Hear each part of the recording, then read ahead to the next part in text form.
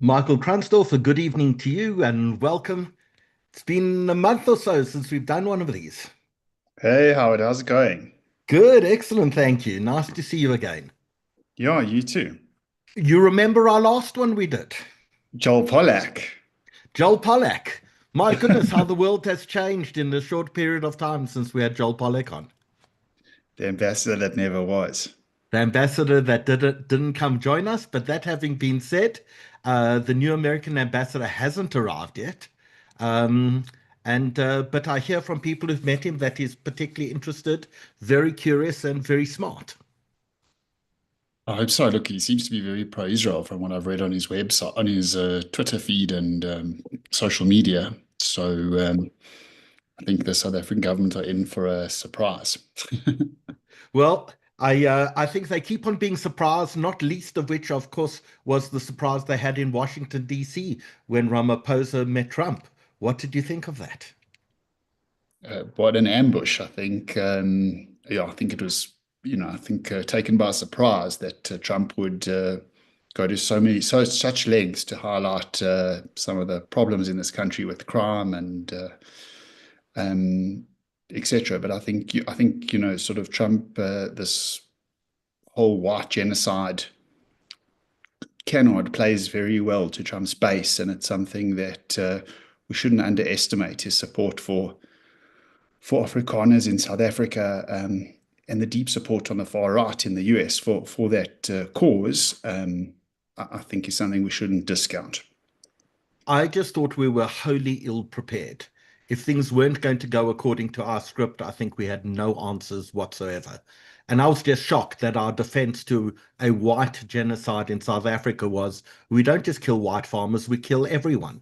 And if you listen to our trade union, it's not only do we kill them, we slit their throats and we rape them as well. I mean, if that was the best answer we could give to the American president, I just sat there cringing. I mean, there were so many moments where I just sat there cringing. One of which was Ernie else when he thanked the American president for the help in Angola, which meant when the Americans helped the apartheid government fight the ANC and the Cubans in Angola. And I thought, did I just actually hear that correctly? I that couldn't have been what he actually said. And so I went back to listen to it two or three times, Yes, and I'll say that. that's exactly what he said. I just thought, from our politicians to our business leaders to our golfers, we all came across as just bumbling idiots. But I actually don't think that the golfers were very prepared. I don't think they had time to even meet with Cyril before, from what I understand, to sort of discuss and coordinate a message. So what came out was sort of very raw from the golfers in particular. Yeah, I don't think they realized they had a speaking part. I don't think it was ever intended for them to have a speaking part. And so I think in some ways they were quite surprised that they got an opportunity. But clearly, Person was the only one who could string a sentence together. And he did not help Ramaphosa at all. He told the story of how his father's buddies were murdered on their farms, how his two brothers had been attacked on their farms, how their 80-year-old mother had been attacked on their farms, and how farms are burnt down to chase people off their land. What he said, in fact, just reinforced everything that Trump had told everyone. So I think it played in very nicely to the issue of call for genocide by we had Jacob Zuma and we had Julius Malema, and the result in the death of people. And whether you think the song is appropriate or not, I think there are two impacts. The one impact is there's a call for genocide and people get killed. That's the one. And the second issue is that no country should ever make its population feel uncomfortable, no matter what the origins of that song are, no matter what the tradition is. No country should ever make its citizens feel like they're being targeted for murder. And by our political leadership to take a stand to say we don't care about the history of the song. We don't care about whether you take it literally or not, but we care about the people of this country. And if you're an Afrikaans person, you feel like someone's singing about your future death, that's good enough to actually stop it. But yet we failed, and it's a moral failing of our political leadership in the country. And that I thought was just very sad. Oh, amazing. Well put, Howard. Yeah, I think that was very well put. Occasionally, I can string a sentence together, Mike. It may You surprise a should have lot of been in people. the White House. They should have Uh, taken you. it may Not sure surprise a whether they lot would of have liked what you people. had to say, but I think they could have taken. Well, I'm sure you must have walked through the White House at some point in time. Have you visited the White House? I actually haven't. I've been to on Capitol Hill. I spent a bit of time lobbying on Capitol Hill in one of my summers when I was studying in the US. But I actually never went to the White House. Have you been So inside? I've been to the White House on a few occasions. I've also worked on Capitol Hill, interning as a lobbyist, writing my master's thesis about the use of political power in Washington, D.C.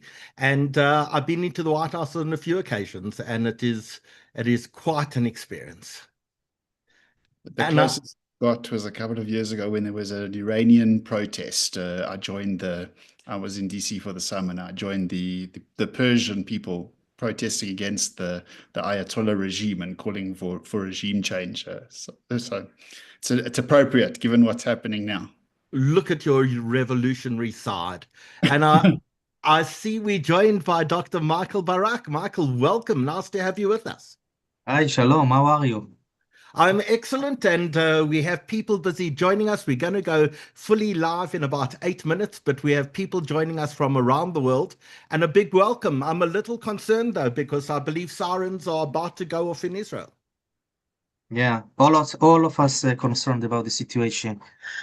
We know there is no clear exit of the war, so we are hope that it will be fine. But I think the attack against Iran was uh, necessarily in this stage, not in later stage. Yeah, so we're going to get onto that in quite a bit of detail this evening, and we're going to be joined by Colonel retired Miri Eisen, who I believe you worked with. You said she was your boss. She was my boss. Yeah, right. She is a great woman. Yeah, I Did love her. did she give She's you a good. tough She's time? match. What? Did she give you a tough time? No, no, no, no. I told you I love her. No, she was fine. She was fine. She's going to join us at exactly 8 p.m. She's Your time. she's the exact the exactly woman that can talk a lot about Iran. She's dedicated to this for many years. Yeah, Yeah, she's definitely the one. and your area of speciality is counterterrorism. Yeah, Islamic terrorism, like Muslim Brotherhood, also like the political Islam, also Al Qaeda and the ISIS, states who support terrorism.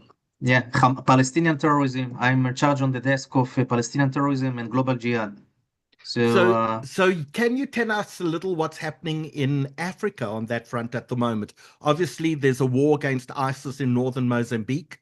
There's certainly Al-Shabaab operating on the continent. I see a large number of Christians were just massacred yeah. in Nigeria over the last few days. Is the continent at war? Actually, we can do a separate webinar on that. But yeah, definitely, this is like I think that the international community doesn't care about a lot about Africa because this is supposed to be like the backyard of the world. So what is happening over there is quite worrying because, as you told, ISIS is managing to expand also Al Qaeda. And for example, about Somalia analysts and intelligence agencies predict that Somalia will be soon the second Afghanistan. We have to remember that there are also, for example, like maybe I can mention in this today evening webinar about the cooperation between the Houthis in Yemen to Al Shabaab in Somalia in many aspects. So Africa is going to a very negative direction, but maybe Egypt and also Morocco are trying to cope with this situation. For example, Egypt sent 10,000 soldiers to Somalia to defend on its borders, also because of Al-Shabaab, but also because of Ethiopia. But I think that the genocide of the Christians in Africa has been neglected. What ISIS is doing, um, Mali, until recently, the French troops were over there. Now there are the Russian ones, but they are not able also to cope with Al Qaeda and the ISIS terrorist activity over there. I'm quite I, worried also about Africa. I saw there was an announcement from the Wagner Group that they were in fact withdrawing from Mali. That what? That the Wagner Group were withdrawing from Mali. Ah, yes, yes. The Wagner, yeah. It's but there are still a Russian presence over there, in spite this declaration. But they are not able to cope with this terrorism. Okay, just a So second, okay? Just a second. sure, of course. So we're only going to go live in about five minutes. So Michael and I have been chatting away about what was happening in the White House and the Ramaphosa visit. And one of the things, Michael, in fact, someone's just sent me a message, but Naledi Pandor's friends are seem to be taken out one by one. Um, she seems to have very few friends left. Her friends in Hezbollah seem to have been taken out. Her friends in Hamas seem to have been taken out. Her friends in Syria are now gone, and Iran looks in jeopardy. Do you think Naledi Pandor has to just apply for new friends? And is it a dangerous position to be in, to be one of Naledi Pandor's friends? I'm pleased I'm not one of them. Quite amazing how the strategic map of around Israel has changed in the last, few months, as you point out. Really, that we couldn't imagine this, but change in Syria, change in Lebanon, and hopefully we'll see here tonight. But there could very well be major change in Iran, which would be just a positive strategic earthquake for the region. Just change the whole map of the Middle East and the trajectory of the region. So we really are living in very, very interesting times. I think no one could have predicted this 2 years ago, where Israel looked surrounded and Iran had the upper hand. And boy, how things have changed. But it's also come at an enormous cost, and it continues to come at an enormous cost. And I think in the middle of our broadcast tonight, we may very well find that our guests are running into bomb shelters. And that's not an easy position for anyone. I think everyone watching tonight has friends and family in Israel. And I'm sure many of you are spending the night listening to sirens going off and contacting your friends and loved ones to check that they're okay. And that's obviously a very difficult position to be in, both for those of us in the diaspora who are worried sick about our friends and family in the region, as well as obviously the people who themselves are running into bomb shelters. I see Arlene is joining us from Renana. Gary's in Johannesburg. Rene is in Sea Point. We have people joining us all over the world. Rachel is in Durban. Mervyn is in Miami. We've got people in Alberton, in Cape Town. I see we've got a shalom from Cape Town. Ariane is in Johannesburg. Julie is in Hoedspruit, one of our most beautiful areas of the world. Mervyn is in Miami. Linda's in San Diego. We've got people in Cape Town. Oh, lots of people in San Diego tonight. So if you've just joined us, please let us know where in the world you're actually joining us from. We haven't done one of these in probably just over a month, but I think winter is upon us. And not only are we doing this broadcast tonight, but next week, we're going to be doing a live broadcast with someone called Brooke Goldstein, who is coming to South Africa from Miami. She's got an organization called Stop Anti-Semitism and Lawfare. And what she does is she gets hundreds and hundreds of lawyers to work pro bono to represent Jewish rights and Jewish interests in the United States. And she's joining us next week, Tuesday. There's, in fact, a live Q&A with her that I'll be doing, but we'll also be broadcasting a Tuesday a week on Zoom as well, so people can join us then. So lots coming, and I see we've got people watching us in Dubai, in Beit Shemesh, in the Moors, I think everyone says, in Efrat in Israel, in Dallas in Texas. I love that we have people watching us. Larry's in Koh Samui. I was in Koh Samui in January. We should have seen each other. We've got people in the Eastern Cape. Hannah's in Johannesburg. Hi from Port Elizabeth. Charles is in the Netherlands. Colin is in Johannesburg. I'm just trying to get up. Anki's in Toronto. And someone even from Burkina Faso, if you can believe it, on YouTube. I definitely can. Have you ever been to Burkina Faso? No, never. I'm dying to go. In fact, you know, Michael earlier was talking, other Michael Barak was talking about Mali, and I've always wanted. It's been an obsession to go to Mali to see the great mosques of Djem and to try float down the river and get to Timbuktu. Michael, I know that's an area of specialization. I hope you've been. Yeah, what is the question? Have you actually been to Mali? No, unfortunately, I don't think we have a visa to Mali from Israel. And Saul is very upset for us that Colin got a shout out and not himself. So a big welcome. I see Mary Eisen has joined us. The time has just gone 7 p.m. in South Africa, 8 p.m. in Israel, and a huge welcome to everyone around the world. We have thousands and thousands of people who will be joining us this evening as we broadcast on Zoom, on YouTube, and on Facebook. And a great pleasure, Mary, to have you back. We last spoke to you prior to an impending war with Hezbollah in Lebanon, and a massive webinar. That one watched over 25,000 times, but it's fantastic to have you back. I'm so pleased that you invited me, and talk about interesting times. Interesting times. Hezbollah will bite into this. It'll be very interesting to be talking about everything going on. Well, it's such an honor to have you here. And Michael was telling us earlier that you were his boss and you taught him everything that he knows. He has taught me so much. I don't know if he told you that he just published a new article about the Muslim Brotherhood, which is so important for all of us to read. He publishes all the time. I read what he writes. I'm good at conveying the message, but I need everything that he researches and writes. Amazing. Well, a big welcome to everyone. As you know, our broadcasts are brought to you by the South African Jewish Report.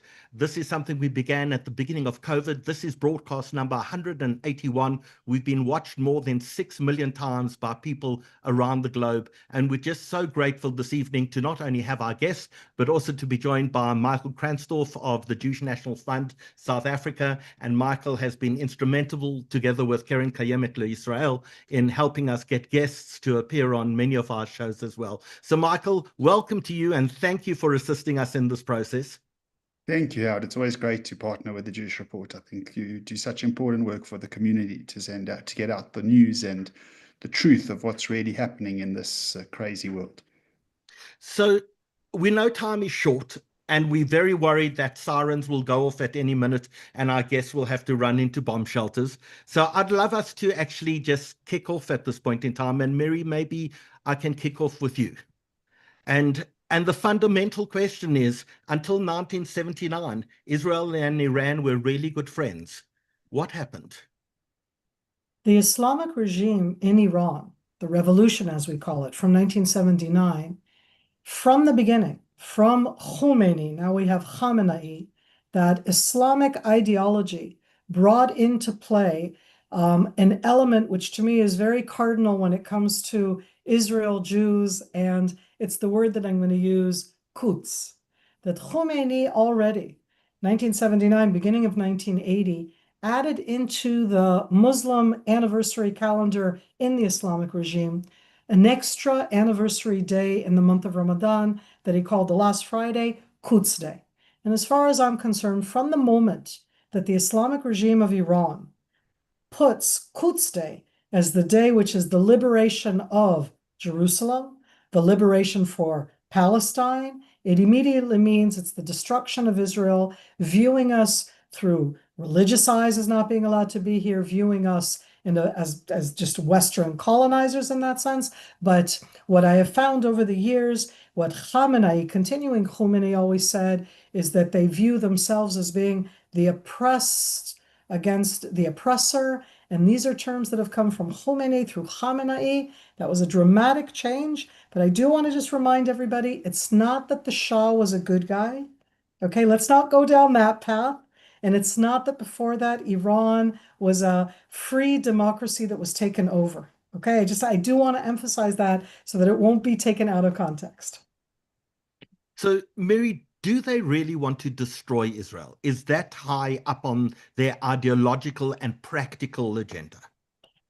Practical, I'm not sure. Ideological, absolutely. When it comes to ideology, it's a point where the Islamic regime, and here I think it's the Islamic regime, and it's not the people of Iran, but the Islamic regime within its ideology views the existence, as they'll call it, of the Zionist entity, the cancer of the world. It's almost odd for most people to look and see how many times Khamenei and the commander of the Iranian Revolutionary Guard and the president of Iran, all of the different decision makers, though there are different statuses, call for our annihilation, call for our destruction, call us a cancer in the world. So ideologically, it's a rallying point.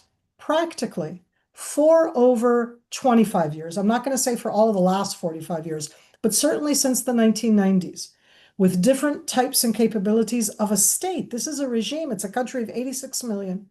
Practically, in practical terms, the Islamic regime have established units, armed proxies, made sure that both the ideology and the connection there connecting to other terror organizations and entities that want to destroy Israel, but supplying them with weapons, with capabilities, with all of the different things that have been used against us, not just October 7th, but Hezbollah, the Houthis, etc. So if we can turn for a second to Michael Barak. Michael, if we would go back 2 years ago, Israel looked like it was in a very different position. It had Hezbollah to the north, it had Hamas to the south, it had a very unfriendly Syrian government to the east, it had Iran as a powerful puppet master. How did Israel allow all of that to happen, to almost surround the country with Islamic, Shiite, and other forces? Well, first of all, we are witnessing for what happens now in the region. This is a result of a long-term strategic Iranian of building influence in weak states or unstable states across the region. We were witness to several very historical even events in the Middle East, like the Arab Spring in 2011 and in 2003, the American invasion to Iraq. And this was a golden opportunity for Iran to base its establishments in the regions, particularly in Iraq, of course, in Lebanon in the 80s, but Iran was building a wide, extensive infrastructure on those states. Of course, also to increase the influence of Iran in the region, to deter Saudi Arabia or the UAE not to interfere in their internal affairs. And also to deter United States and Israel, again, not to interfere in their internal affairs. Now, look what happened, for example, also in Syria, the civil war. Iran managed to expel many Sunni civilians from the states who found shelter in Turkey and also West Europe. Iran has actually a very extensive plan to expand its influence. If we remember that King of Jordan, King Abdallah, said after in 2003 that he warned the international community to pay attention to Iran efforts to establish an Iranian crescent from Iran to Iraq to Syria, even today in the last years, also from 2014, also in Yemen. This is a big plan. Now, Israel is not willing now to interfere in the internal politics and affairs of the neighbor states or other states. It's not our job to do that. This is there are like some devices, global mechanism that's supposed to make sure that there is no any terrorist establishment in these areas. But Israel was not sleeping, was doing in secret things below the radar. For example, it's very important to Israel until today that let's say that until Bashar al-Assad regime was in power, Israel took very seriously the attempt of Iran to establish a power inside Syria. Iran wanted to establish a front base against Israel, and Israel attacked. We know that we heard this in the news that Iran attacked several Iranian and also Hezbollah and also pro-Iranian Shia militias inside Syria, and make sure that it will not be a threat, existential threat to Israel. So Israel, of course, took measures to cope with that, cooperating also with other states. For example, the Hezbollah, this was like the main threat to Israel. So Israel was trying to convince the international community that Hezbollah will now launch missiles to Israel. Of course, it did not happen. So, if in other words, what I'm trying to say that Israel took measures. Iran was building these extensive proxies. Iran, of course, is not interested to send its own troops against Israel. It's sacrifice, let's say, cheap meat, which is like the Houthis and the pro-Iranian Shia militias in Syria.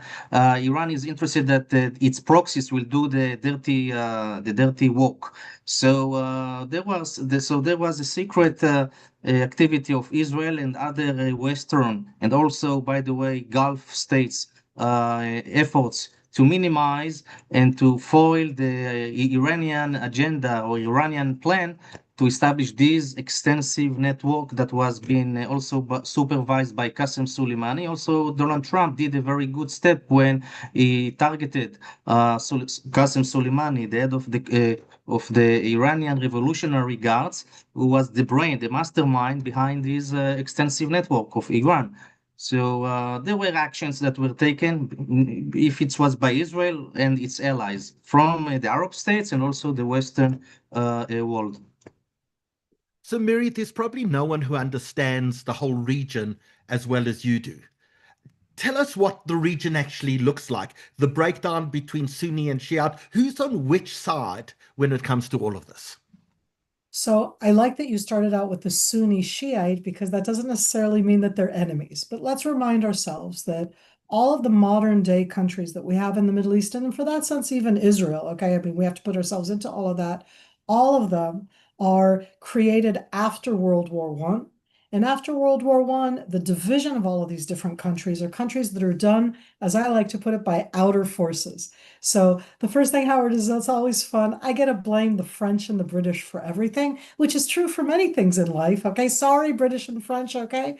But I say that because that division of all of the different countries was done based on what were great power interests. And I'm not saying that the peoples here were developed and evolved, but you asked about Sunni Shiite. So what ended up is that Jordan is a Sunni country, and Syria is a majority of Sunnis with a minority of Shiites and a kind of Shiites, Alawites, but with three additional significant minorities, Christians, Kurds, and Druze. And that's inside Syria.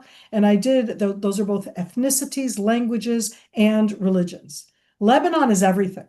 That's one of the biggest challenges because Lebanon actually has 18 different what they call confessions, which are based on religion. If you're Sunni, if you're Shiite, if you're Druze, if you're Alawite, if you're this kind of Christian, because it really has a whole list that says Greek Orthodox, Greek Catholic, Armenian Orthodox, Armenian Catholic, just go down the whole list. And then you get to Iraq, and Iraq is around, I'm going to say 60-40 Shiite Sunni, but it also has a very significant Kurdish population. Saudi Arabia is a very big majority of Sunni, but it has Shiites. And then you get to the Gulf countries. Bahrain is more Shiite, Qatar is Sunni, the Emirates are Sunni. And I give all of those because at the end, it's not that the Shiites go together. Bahrain is mainly Shiite, and it's very threatened by the Islamic regime of Iran because Iran is around 80-85% Shiite. Not all of the Shiites are Persian speaking. And I feel that at the end of what I just did right now, everybody's going to be opening up maps, wondering what I was talking about. The geopolitics of the region are sometimes based on religion and sometimes not. Sometimes what leads it is going to be the Arabism, and sometimes it's going to be the religion. But Iran and Turkey border each other. Turkey's Sunni, Iran is mostly Shiite. They have an open border. Right now, Iranians are trying to flee through Turkey. Iran and Azerbaijan share a border. Azerbaijan is a Shiite country. I'm just saying that as you go around the way. Pakistan is a Sunni country, and right now Pakistan has been standing up for Iran. So it isn't always the Sunni Shiite divide, and the different backgrounds also of the geopolitics and who ruled there, and were they under the British, were they under the French? What your geopolitics in that moment mean can also very much impact. Last, not least at all, the largest of the Middle Eastern countries, which happens to be on the African continent. And so it's the most important in that sense, because size-wise, it's twice as large as the second size Arabic-speaking country is Egypt. Egypt is a good 110 million. It is overwhelmingly Sunni when it comes to Islam. It has a Christian minority. The Copts used to be 10%. I'd say that it's way below that now, but it's 110 million people. And I say that because when we're looking around at the different equations, none of us are talking about Egypt right now. Iran is around 86 million. Turkey is around 90 million. I gave way too many statistics right now on what they're all of the different ones that they go into, but all of them have changed their alliances. Egypt used to be with Syria, now they're not.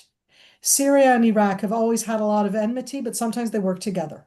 Iran and Iraq fought a bloody war in the 1980s, and now Shiites, they kind of work together. So I'm saying in that sense that as time evolves, geopolitics evolve as well. Most of the countries in the arena, the Sunni ones, have been challenged and threatened by the Islamic regime in Iran, which is Shiite. But I want to state clearly, they don't call themselves the Shiite revolution. They are their version of Islam. It's an Islamic republic, and it is through the Shiite way and view of Islam. But just to make things slightly more complicated, Okay. the Iranians as well are not Arab. They're Persian. What does that mean? So let's put in the Middle East, okay? We say Arab, not all Arabs are Muslim. And when we say Muslim, the bulk of Muslims in the world are not Arab at all. Iran is a country of 86 million that the main language is Persian. There are other languages, and as I said, Azeri, there are other languages there as well. And Turkey is not Arab, it's Turkish. So think of it that in the Middle East, the three strongest powers, I don't want to say largest, but strongest, Iran, the Islamic regime of Iran until June 13th, Turkey, and Israel, none of them are Arab, meaning Israel speaks Hebrew.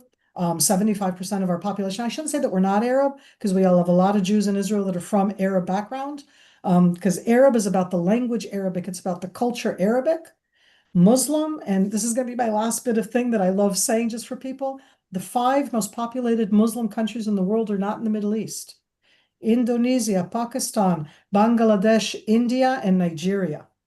Those are the 5 most populated. They're each over 200 million people. That's already a billion Muslims. They're not in the Middle East at all. All 5 of them, by the way, are Sunni, not Shiite. But I just give that as a context that when we use the Arab Muslim, that's not correct.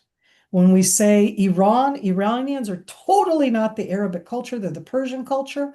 And of course, there are things that are similar. And last point, to make sure that it's too much information, is that Persian is written in Arabic letters. Turkish used to be written in Arabic letters, and in the 20th century, they made a decision and they changed to what do we call our alphabet? Latin script. Latin is the Latin. They changed to the Latin alphabet. I'm just saying that to add in that sense. So that just goes to show the difference between, and I say that because we tend to look at them all as being the same. If you have somebody from Iran who's working with Hezbollah that are Shiites, but they're Arabic-speaking Shiites. Lebanese speak Arabic. So somebody comes from Lebanon speaking Arabic and goes to Iran, they're not actually speaking the same language.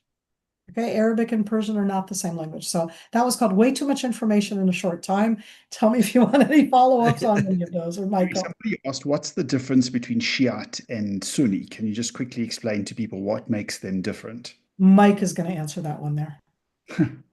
Uh, Again, just to mention that there is a cooperation between Sunnis to Shia. I call it sushi. Yeah, for example, Al Qaeda and Al Qaeda leadership and Iran are cooperating together.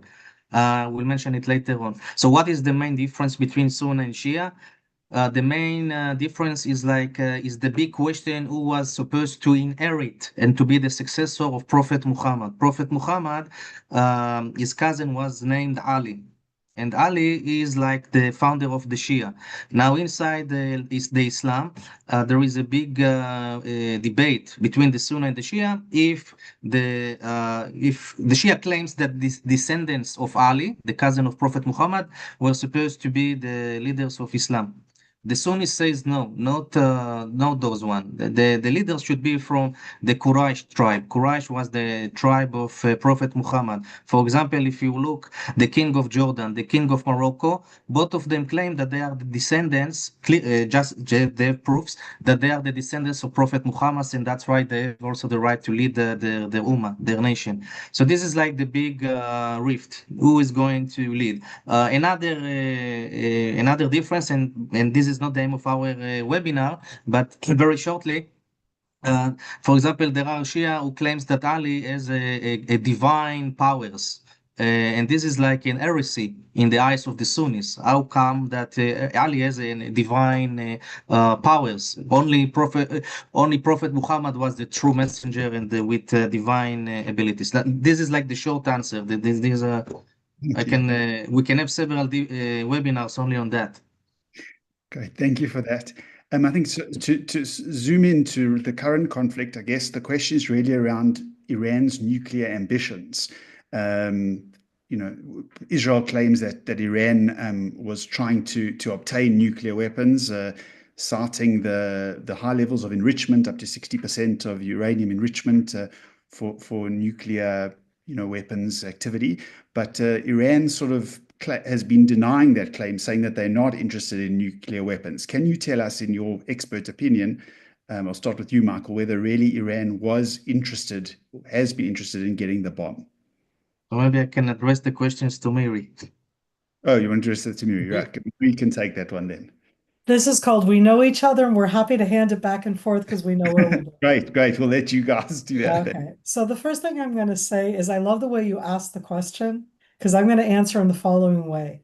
The International Atomic Energy Agency, not Israel, has for the last 20 years, not the last year, said that Iran is trying to go down a illegal nuclear weapon path. They are under supervision. They are signed on the NPT, which is the Non-Proliferation Treaty, so that you have inspectors in Iran. And the inspectors themselves have said time and time again that they're doing things that are not part of the civil nuclear capabilities, but only ones that go down the nuclear path. And the IA, in that sense, the fact that the international agency is there, they're not exactly Israeli, they're not exactly pro-Israeli, they sit in Vienna. I'll just remind you all that we, Israel, are not signed on the NPT, so it's not like we're, in the know. And so first and foremost is that this is something that the entire international community is aware of and has been for many years.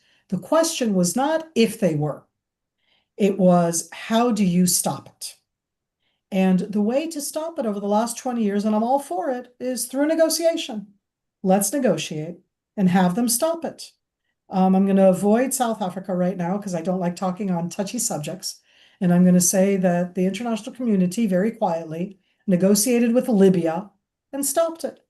You can stop a nuclear capability, as Israel did, by attacking a nuclear facility before it becomes what we're going to call hot, before it becomes where you would turn that into a world horrific thing, okay? We attacked the Iraqi nuclear facility in 1981. We attacked 2 months before it was supposed to go hot. We attacked the North Korean-built Syrian nuclear facility in Syria in 2007, before it was supposed to go hot. In this case, Iran, over the last 20 years, The nuclear facility, they weren't letting them. Okay, then I'll do a different kind because there are different paths to arrive at the nuclear fusion, at the nuclear material, and they've gone down every single path. Now, what's the problem? Is that we all like what nuclear capabilities give us in medicine. Go into the hospital and you'll see that there's nuclear medicine, but that's grams, okay? And it's not used for weaponry. But it means that to be able to get to those grams, okay, every country has a little bit, okay? And in this case, Iran has gone down every path. And at every stage, what the International Agency, Atomic Energy Agency, over all of these years has done in every country in that sense is to say, if you're doing it to this amount, that's okay. That's for research, that's for science, that's for medicine. But if you do it to, and that's what's called military grade, the Iranians, the Islamic regime, it's under the auspices of the overall, I don't want to go into it, that doesn't matter, but it's as they've been going down this path, they said they did one, they did another, they did it in every way possible. And every time the Atomic Energy would go to them and say, we heard you have another facility, we want to see it, because they're under, and that's where we are. So I'm putting that in the context that they never, that in the agreement that was signed in 2016, 2015, that afterwards President Trump in his first presidency left, that in that agreement, it was supervision of some of the sites, not all of the sites.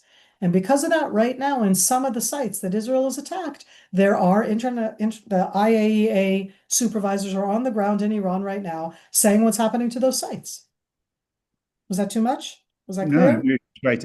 But how close do you think they really are or were Okay. on the 13th of October? So here, I think that this is also about the international agency, again, this isn't about Israel, just last week said that Iran was enriching uranium to a degree which is totally only to get to the military degree, and that if they would continue to do so, then they would and then it already is about, is it weeks, is it months, is it even a year? But the thing is that Iran has always denied everything at every stage along the way. They've never acquiesced, they've never complied. If they agreed to take down some of the things, then they would try a different path because there are a lot of different ways to arrive at that nuclear fusion material, and they have very advanced technological capabilities. Okay, that's called siren time, guys. That was me. Okay, so, all right. We have to stay. All right, it's still staying next to a protected space. Michael, are you okay? Did you get it too? Yeah, I got a threat. Okay, Like I'm willing. I'm close enough to my safe room. Michael, are you okay? Can you continue? Only You 5 wanna go? minutes. 'Cause we have Like to only go. 5 minutes. I have to get a range.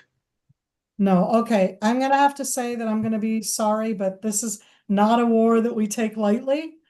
These capabilities the Iranians have. Okay, so I need to go to the safe room and Yeah. to make sure that everything there is closed and ready. Okay, Howard, I I'm have gonna to go. hand I'm back sorry. Michael back to you Apologize. guys.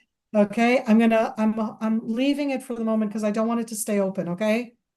Okay, cool. You'll join us. We're going to chat for about another 10 minutes or so. If you're able to join us, please come back. If you're not able to join us, we absolutely understand. That's one of the dangers of actually broadcasting in the middle of a real war. Michael, you were busy talking about what the International Atomic Energy Agency said, and they said that Iran had, in fact, accumulated enough enriched uranium to 60% level for 9 nuclear bombs. And people believe that to get from 60% to 90% was a mere 3-4 weeks in order to have a nuclear weapon. That created a huge potential danger for people. But I would like to also open it up to the conversation to everyone watching us, whether you're on Zoom, whether you're on Facebook or YouTube. Tell us when our guests come back, and we hope our guests will come back in the next 10 minutes or so. Tell us what you'd like to discuss with them, and let's actually understand some of the questions that are coming in from people. And obviously, the safety of our guests is the most important thing. And in order to make sure that they're safe, they have to go into their bomb shelters and their mamads in order to make sure. I mean, Mike, you have family in Israel. How are they coping? I do know that it's been rough. I think, a lot of sleep deprivation, a lot of nights they've been woken up now. The first night people were quite strong, but I think it's taking its toll. All of this rushing to the bomb shelters, particularly at night. Young kids, people with young kids, keeping the young kids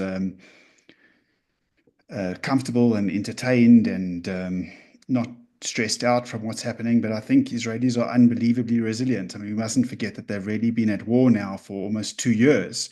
I know this has been an escalation, but I'm just blown away about the strength of the people of Israel during this period, and the sacrifice, I think, of the soldiers, of the pilots. A remarkable job that they've done. The intelligence, I think we can be very, very proud, and we owe, I think, them a huge debt of gratitude. I think the whole free world owes them a huge debt of gratitude for what they've done in the last 18 months, really, to defend freedom in the Middle East and protect the future of the Jewish people. So I really am inspired by Israelis every day for what they're able to endure, and how they have responded to this very, very difficult situation. So I just got a message from Michal. He says apologies, he has to go into his bomb shelter now. So he's gone in. Leanne says time in the miklat is often longer than 10 minutes. We have it as well. Toby says off to the bomb shelter now. And Gary Levy says there's no more warning, but there's a warning, but no sirens yet. Says please be safe, and coming in. Leanne wants to know your goals now and how strikes be. How likely is it likely to go on for? Legitimate question. And Maria Gerson says how wide do you anticipate it will spread? So those are the questions coming on Zoom. If you have any questions for hopefully when our guests come back, please let us know on YouTube and Zoom. Mike, you're busy monitoring the YouTube channel as well. I know a lot of people sit with their families and they watch the YouTube channel going on together. A question from Lauren Locke was, who makes up the International Atomic Energy Agency? Who are the actual people that are So it is, as I understand, that's an independent body under the auspices of the United Nations, but they are relatively independent in the way that they operate. And they have been, as part of the initial agreement between the Americans, the British, the French, and the Iranians, they have been monitoring some of the sites, some of the Iranian sites. But Michael, one of the questions and one of the key questions that hopefully we can pose to people when they come back, is the two large nuclear sites in Iran, which are Fodor and Natanz. And particularly Fodor is under about 300 meters, 200 to 300 meters underground in a mountain. And what does it take to actually destroy a nuclear site like that? So Israel has bunker busting bombs. It has 2-ton bombs, and I think even up to 3-ton bombs. But the large ones, which the Americans have, are a 13-ton bomb, which actually goes 60 meters underground before it explodes. And that's really what may very well be needed in order to take out something like the Fodor enrichment plant. And they don't even know if that's possible because it's really certified to 200 meters, and this is probably 300 meters underground. So you may have to do multiple strikes using 13-ton bombs. And the big issue isn't just the bomb that you drop. The issue is how do you carry the bomb? Because to carry a 13-ton payload, you can't just stick that onto an F-35 or an F-16. This has to be usually dropped by the American B-2 bombers. And Israel, of course, has none of those B-2 bombers in its arsenal and fleet. In fact, I don't think anyone other than the Americans have bombers like that. That's a big issue, isn't it?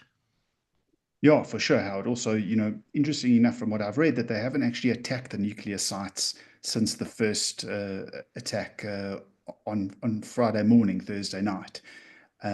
So they have. It's not like they're continuously bombarding the nuclear sites. So what, as you said, what have they actually achieved from the bombing in terms of retarding Iran's nuclear program and rolling it back? How much time have they managed to buy us? What have they actually destroyed? at the sites that they have bombed already, and what is the plan for, as you said, for the more challenging sites like Fordo going forward, if the Americans don't come into the war, what can be done? I read somewhere recently that perhaps the goal is just to improve the position at the negotiating table. So Iran, given the severe blow Israel's dealt them, might now be willing to come back to the negotiating table with the United States and agree to terms that they might not have been willing to agree to last week even. So that could be one option, that Israel's trying to strengthen the hand of the West at the negotiating table with Iran, and force Iran through this attack to voluntarily give up its nuclear program. So I think the strategy that as I understand it, that we've seen so far was to be able to go in and first of all take out all the air defenses, because once you've taken out the air defenses, you have control over the skies. You can basically go do anything you want. But before they even get to a proper attack on the nuclear site, they need to stop Iranian attacks on Israel.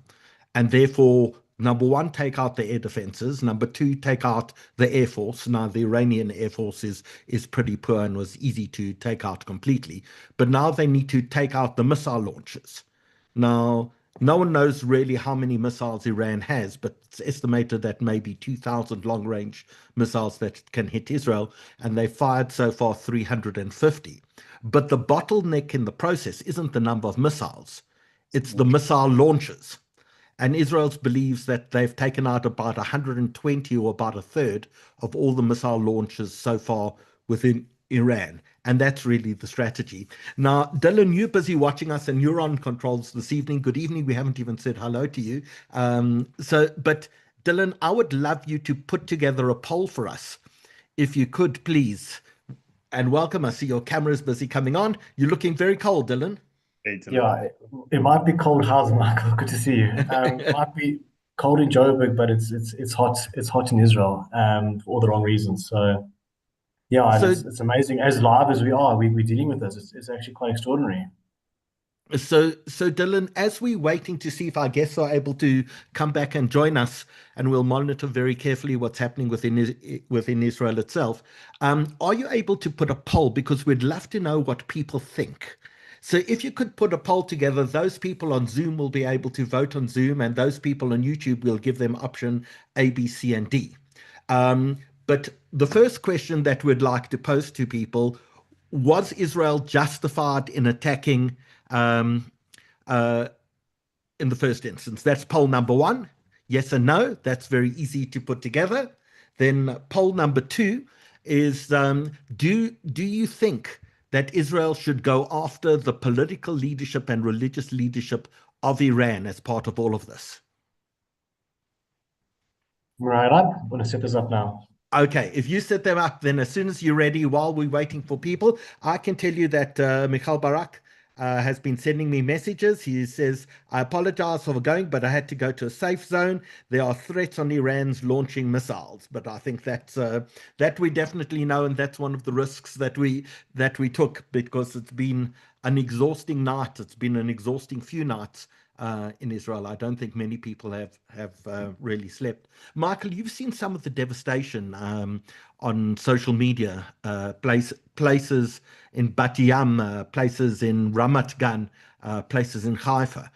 Have you been surprised and shocked at the level of devastation from literally single rockets? Because probably 95% of the missiles launched have all been shot out of the sky.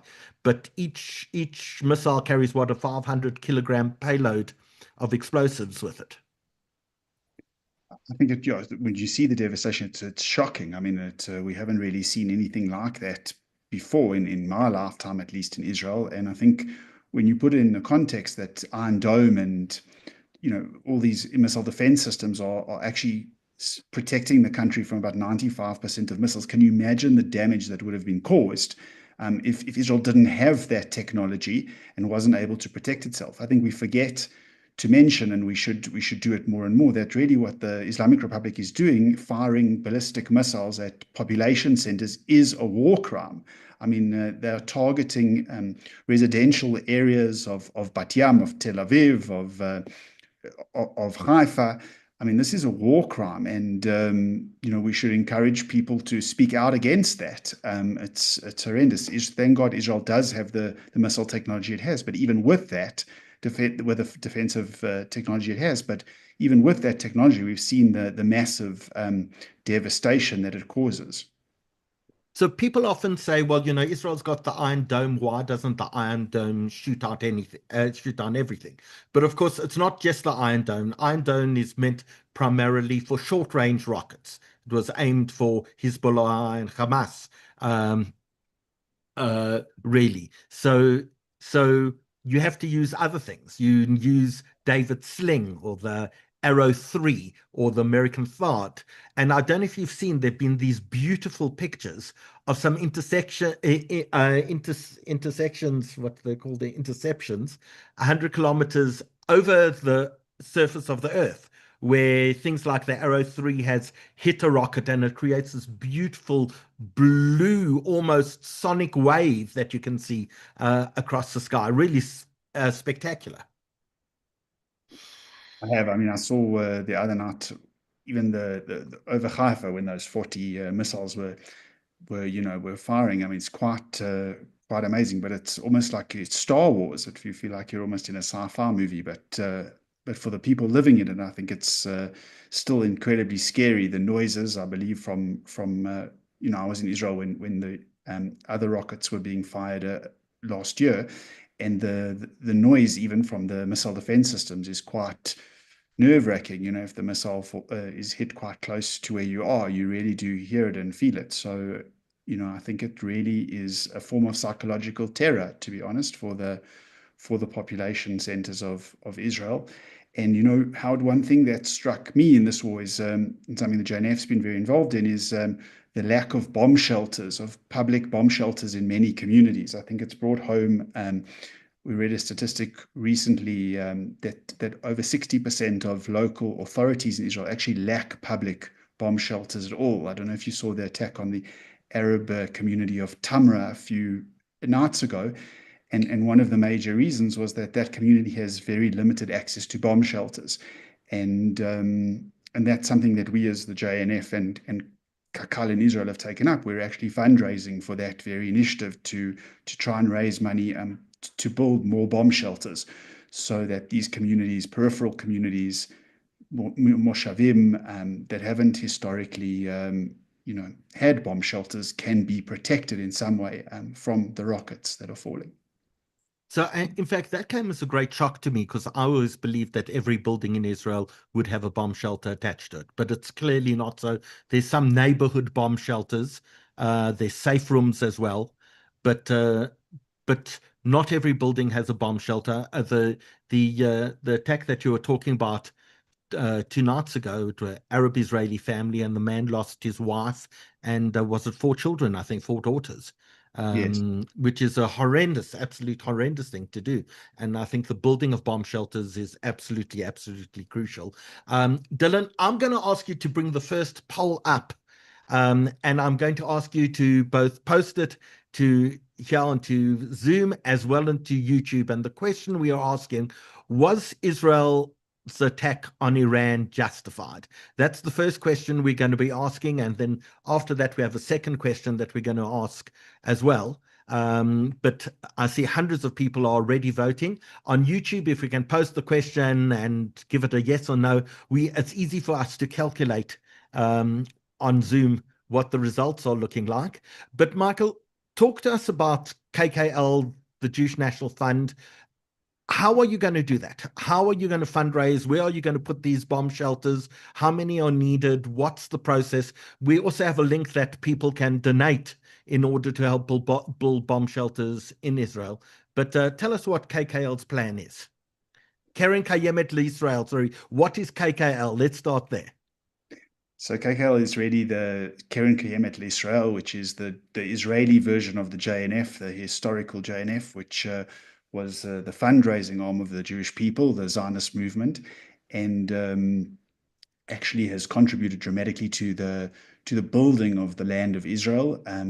For 120 years, they've worked to cultivate the land, to build the land, and to support communities in the periphery. And one of the activities, they're famous for trees and forests and parks, but people don't realize the contribution that they've made in peripheral areas in the north, in the south, to developing the kibbutzim, building moshavim, and building sort of public infrastructure, roads, bomb shelters. And bomb shelters has, unfortunately, because of the situation in the south and the north, become one of the activities of Keren Kayemet Israel, to build bomb shelters. If any of you ever been to the south, you'll see all over the roadside, in towns, in kibbutzim, everywhere you see these bomb shelters that KKL has built to keep the people safe. And so we're working very closely with them. They're our partners, obviously, in Israel, and we're fundraising for a project for them to build more bomb shelters. They get requests from local authorities around the country who need the bomb shelters, and then they go out and actually construct them and build them in those communities. Cool. So let's give you some results. So our first poll that we had out was Israel justified in attacking Iran? 369 people on Zoom have voted, 98% of people in favor, 2% of people against. So 7 people have said no, and 365 people have said yes. So it seems a vast majority, overwhelming majority of people believe that Israel was completely justified in attacking Iran. Dylan, if we're ready with our second poll, which we'd love to see, and if you can bring that up.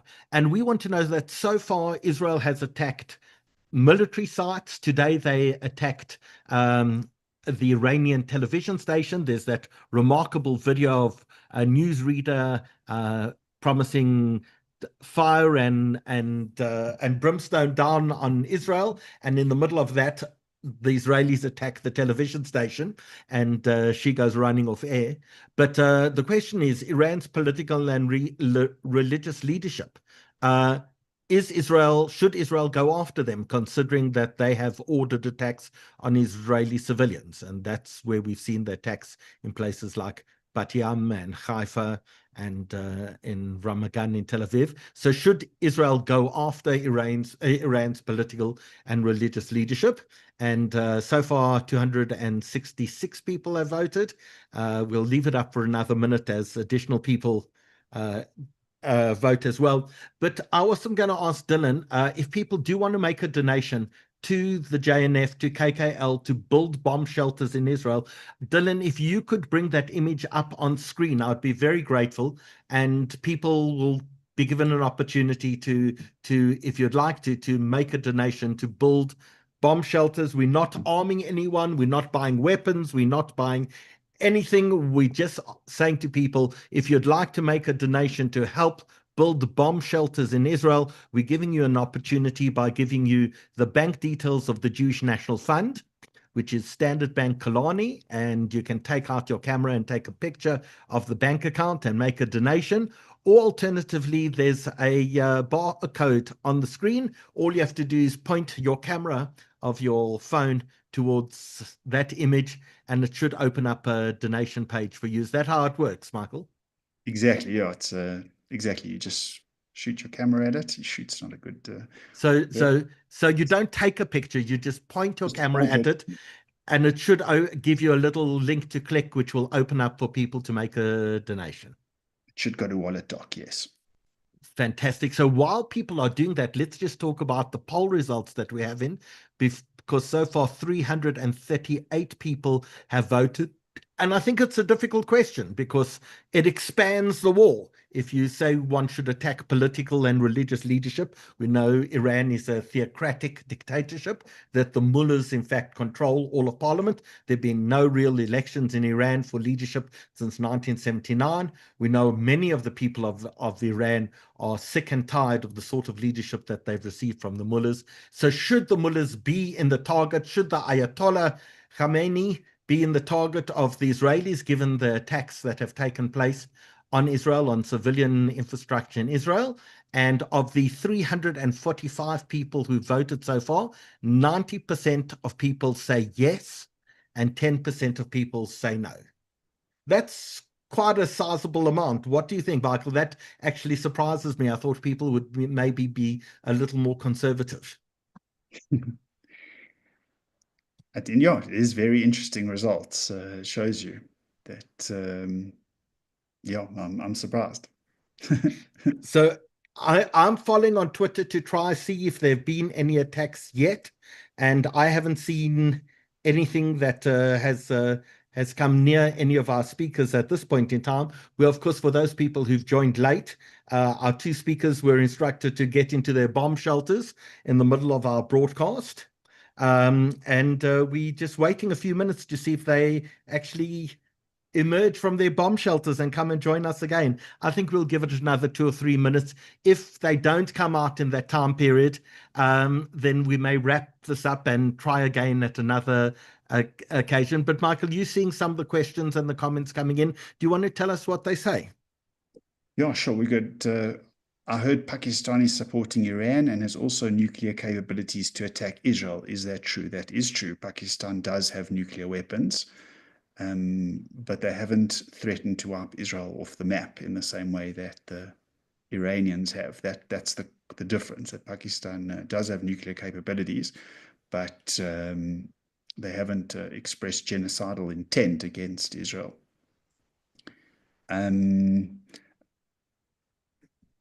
Another question from Madeleine Levy. I think the IDF and Israeli pilots are doing a fabulous job. Khomeini should be arrested and put on trial for crimes against humanity, similar to what they did to Ahmed. The problem is that you've got to be able to catch him in order to do that, which might not be possible without serious Israeli boots on the ground. Howard, maybe a question for you is, how do you think the South African government will, you're very clued up on what's going on South African politics. How do you think the South African government will respond to this war, and particularly if there's some sort of regime change in Iran, given their close relationship, some say close financial relationship? This could be a big blow to the ANC's future election campaigns. Well, there are many people like myself who believe that South Africa sold its foreign policy to the highest bidder, and it just so happened the highest bidder at some point in time was Iran. And it wasn't just about the RCJ case. It was an entire package of deals. South Africa went to protect Iran at the International Atomic Energy Agency. It expanded BRICS to break Iran out of its isolation and bring it into another formation in order to break the international isolation on Iran. And as part of that, we believe the Iranians funded the ANC substantial amounts of money. And so the South African government is actually beholden to the Iranians. But I think there's a lesson there. And part of the lesson is the lesson that we learned from the Gaddafi billions. So the story is told, and of course no one can really verify whether it's true or not, that South Africa was holding substantial tons of gold for Muammar Gaddafi, the Libyan leader, as well as pallets of dollars in cash. And South Africa was holding it for this illegitimate dictator, and suddenly he gets killed in the Arab Spring uprising and the American attacks and British and French attacks on Libya.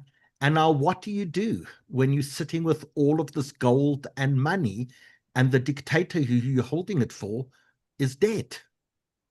And the answer is, you put it in your car. You put it in your couch, yes. Well, I'm not sure that was the money that landed up in the couch, but there's certainly substantial evidence that says a lot of this cash landed up in the pockets of our politicians. Some of it got flown out to Dubai. So you know something, when the Iranian regime falls, and it may very well fall, then South Africa's already taken the money, or at least the ANC has already taken the money.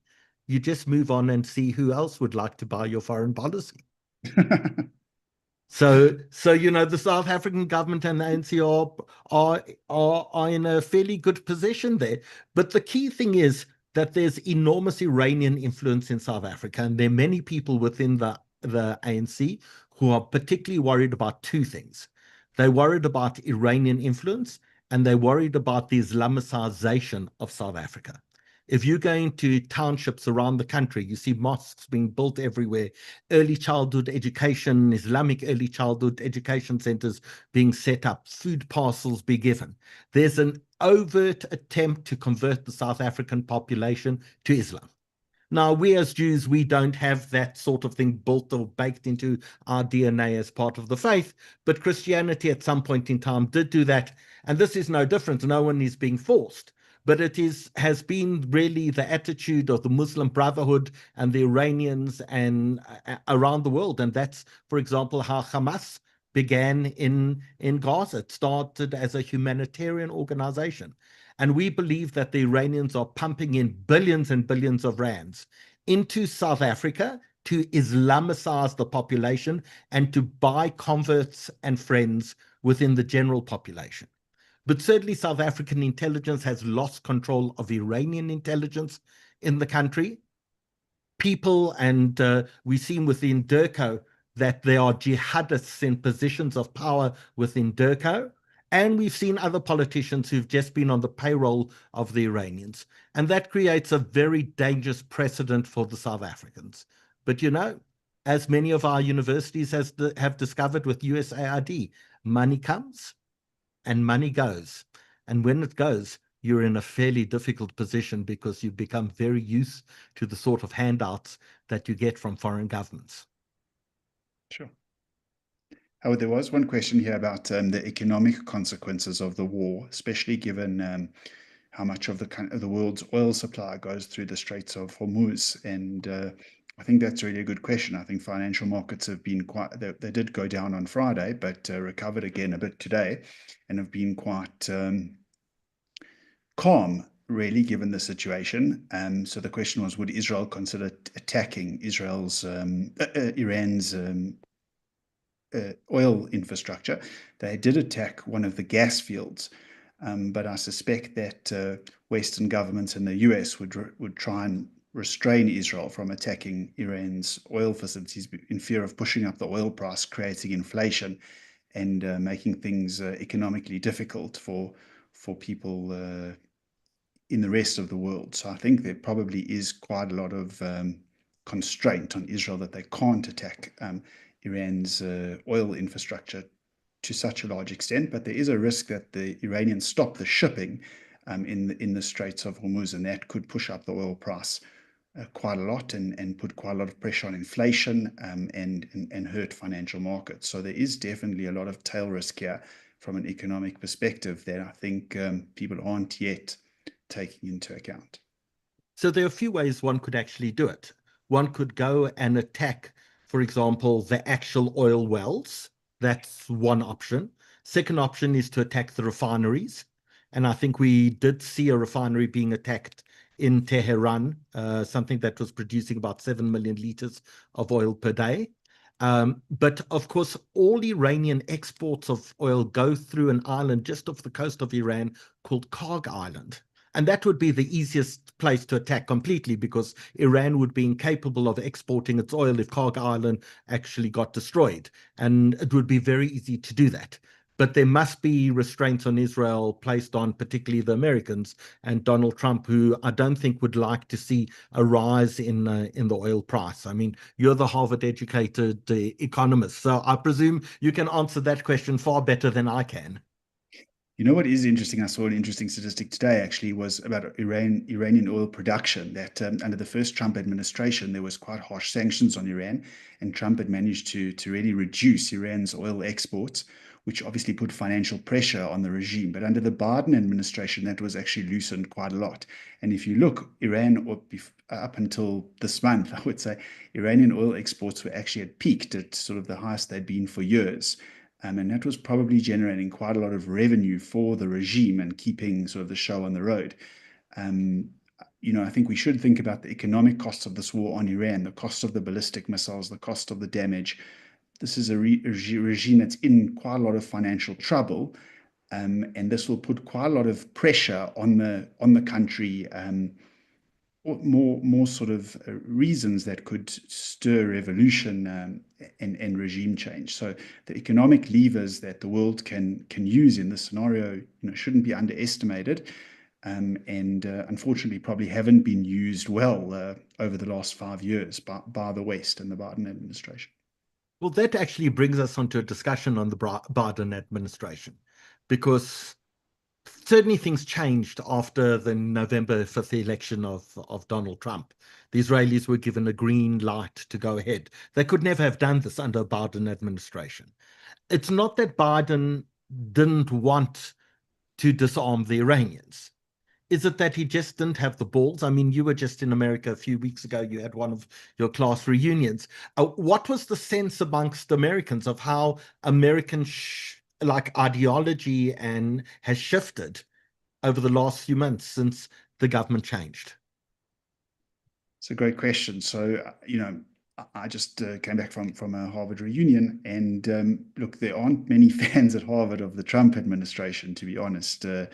So I think what you found is that people in academia, in the political echelons, the intelligentsia in the US are in shock, really. I think they never imagined that Trump could win again. I think so they really are in a state of absolute shock and a crisis of confidence, in that their values, their ideas have really been rejected by the American people as a failure, and policies that they find, to be honest, not just about the Middle East, but generally abhorrent, and anti sort of democratic and anti-liberal, are what's what's dominating and popular in the US. So I think the people on, the intellectuals, the academics are really in a state of crisis. And I suspect, this war will only add to that sense of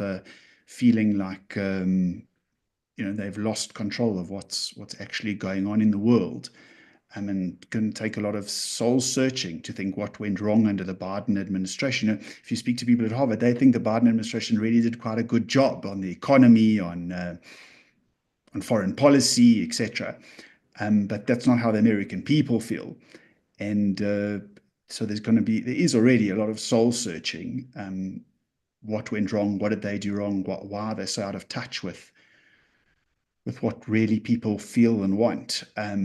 I want to recommend some books to people. You may have some as well, and people watching us this evening may also recommend some books. But Jared Kushner's autobiography, Breaking History, which documents his period in the White House during the first 5 years of his father-in-law. Now, I want to sound a note of caution, because of course he's going to whitewash what he did and whitewash some of his father-in-law did. But I think as a book of an insight of what happened into the White House during the first Trump term and their opposition that they faced from the press and others, the stories that were made up, the workings and inner workings of American politics. I mean, and it's just not just Democrat and Republican. It tells the story of his fight with Steve Bannon, the former editor of Breitbart News. Absolutely, I thought, brilliant read. And I have certainly developed an enormous respect for Kushner since then. I think many of us only think of him and what he contributed and what he did in order to create the Abraham Accords and break this ideological thinking that it was Israel versus the Arab world, where it's no longer that fight. And it's not Israel versus the Muslim world. It's no longer that fight. And that's really one of the great gifts of the Abraham Accord. So I would certainly recommend to people Breaking History by Jared Kushner. I think a remarkable read. And if you're interested in American politics, Bill Maher, the comedian, who I think is probably the greatest centrist of the modern era and a voice of reason in a world of madness, has an amazing book that you can get on Audible or Kindle or probably even in exclusive books called What This Comedian Said Would Shock You. And it's about the lunacy of both the left and the right in American politics. And I think it's just such an amazing, eye-opening thing for people to be able to have a look at. So the two recommendations I'm going to give: Breaking History, Jared Kushner, and Bill Maher, What This Comedian Said Will Shock You. great, great reads. Michael, you may have some recommendations, and I certainly hope that some of the other people watching us this evening have some recommendations as well. I've just been reading Sol Kerzner's, the biography of Sol Kerzner, which was very, very interesting. Not politically related, but it was an interesting tale of a very, successful South African Jewish businessman. So I really enjoyed that. Okay, and Tony Leon's book. I was at the book launch a few weeks ago. I haven't read it yet. My mother's taken it. She's reading it. She's loving it. I gave birthday presents on Saturday night of that book. I gave dinner presents on Sunday night of the book, but I believe an absolute excellent read. If you are reading anything or listening to any podcasts or audibly anything, now's the chance to actually share that information with everyone watching, because I think, Michael, realistically, we've gone about probably about 40 minutes and our guests haven't come back. I imagine they're still in their bomb shelters. Yeah, how long do you want to give it? I keep on saying 2 or 3 minutes, but maybe that's just because I'm an optimist. You did see that the American embassy branch office in Tel Aviv suffered damage last night in one of the attacks.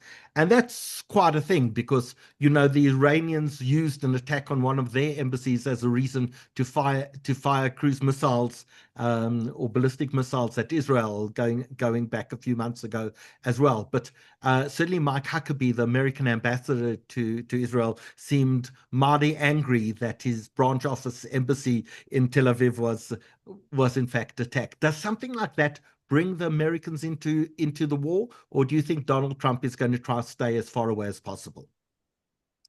I did see reports that the Americans were sending refueling airplanes to the Middle East. There was some movement of US troops, and so we'll have to wait and see. I think if the Iranians have threatened to sort of attack American bases in the Middle East, and if they were to cross that line, I think that would force Donald Trump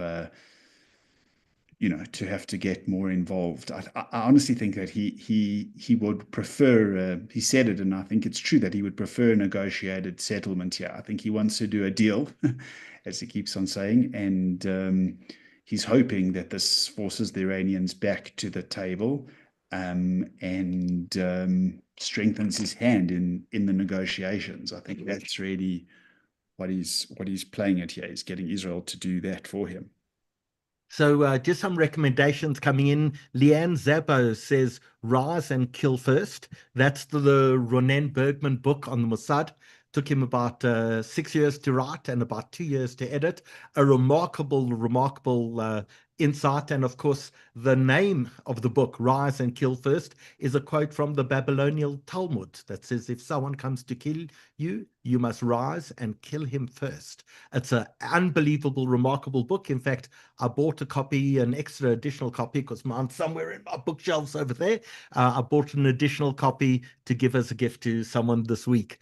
And Leanne also says, we haven't actually had any missiles arriving. We're just told to stay close to our Maimad. And in fact, someone corrected me earlier that there's a big difference between a Maimad and a bomb shelter.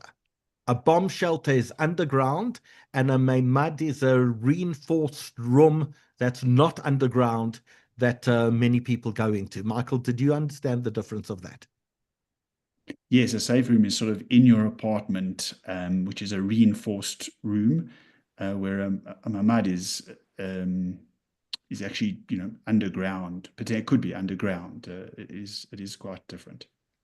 So Corinne says there was another barrage of missiles on the way. Seems like the guests may be in safe rooms, bomb shelters for a while still. Leanne says we haven't had any missiles arriving, just a warning to stay close. Lynn says Walter Isaacson's biography of Elon Musk, insightful and fascinating.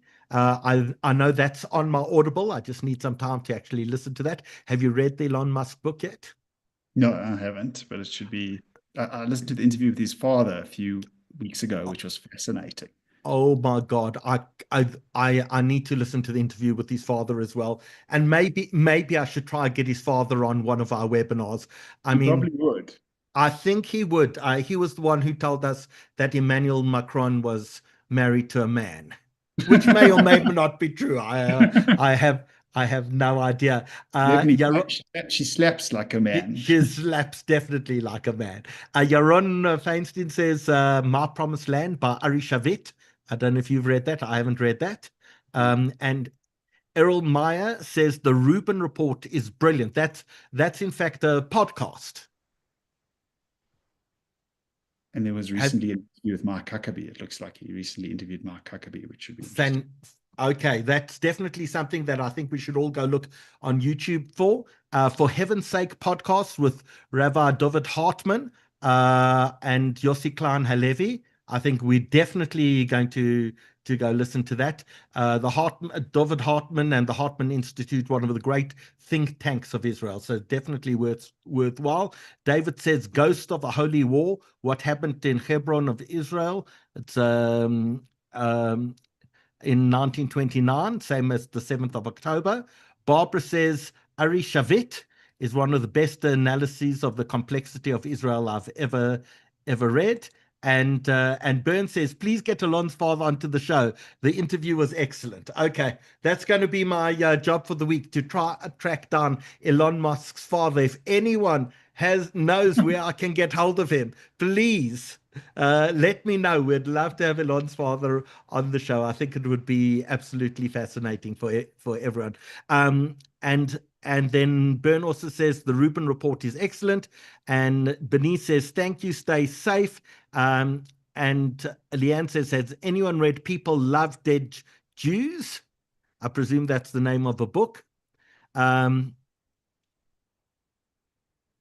Okay, there's some recommendations which will keep us busy. But I think to everyone who's joined us this evening, and Lawrence says Life, Liberty, and Levine, great podcast. Catherine says, thanks for the show. And People Love Dead Jews, Joseph says, was a very interesting book. But I think to everyone who's joined us this evening, our apologies, but Israel is in the middle of a war. So realistically, we did anticipate that our guests may have to run into shelters. We just didn't anticipate that they'd be in shelters for 50 minutes. We thought maybe if they did, it would be 10 minutes and they were out. But clearly, they're not out yet. So I apologize. We're going to try help and reschedule this, or maybe do some interviews offline and then send you a recording to watch. But thank you for joining us this evening. It means you can have an early night, because tomorrow is once again a work night. So to the many thousands of people who joined us, thank you. Good night. And we'll see you soon. Michael, thanks. And Dylan, thank you so much. Appreciate it.